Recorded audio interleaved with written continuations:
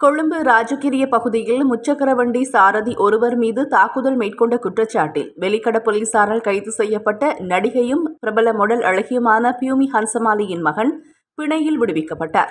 சந்தேக நபர் நேற்று பிற்பகல் கொழும்பு மேலதிக நீதவான் நீதிமன்றில் முன்னிலைப்படுத்தப்பட்ட நிலையில் அவரை பிணையில் விடுவிக்க கொழும்பு மேலதிக நீதவான் முகமது ரிஸ்வான் இதற்கான உத்தரவை பிறப்பித்தார்.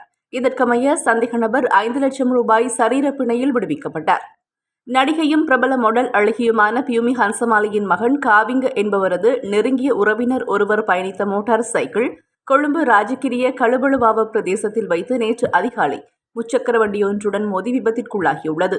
இதனையடுத்து சம்பவ இடத்திற்கு வருகை தந்த சந்தேக நபரான பியூமி ஹன்சமாலியின் மகன் உள்ளிட்ட கும்பல் குறித்த முச்சக்கர வண்டி சாரதி மீது தாக்குதல் மேற்கொண்டுள்ளதாக போலீஸ் ஊடக பேச்சாளரும் சிரேஷ்ட போலீஸ் அத்தியட்சகருமான உதயகுமார வுட்லர் தெரிவித்தார். சம்பவத்தின் போது தாக்குதலுக்கு இலக்கான முச்சக்கர வண்டி சாரதி கொழும்பு தேசிய வைத்தியசாலையில் அனுமதிக்கப்பட்டு சிகிச்சை பெற்று வருவதாக போலீஸ் ஊடக பேச்சாளர் தெரிவித்தார்.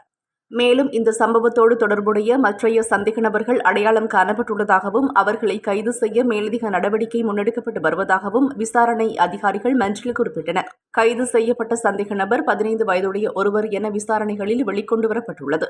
எவ்வாறாயினும் முறைப்பாட்டு தரப்பு மற்றும் பிரதிவாதி தரப்பில் முன்வைக்கப்பட்ட விடயங்களை கருத்தில் கொண்ட கொழும்பு மேலதிக நீதவான் சந்தேக நபரை பிணையில் விடுவிக்க உத்தரவு பிறப்பித்தார்.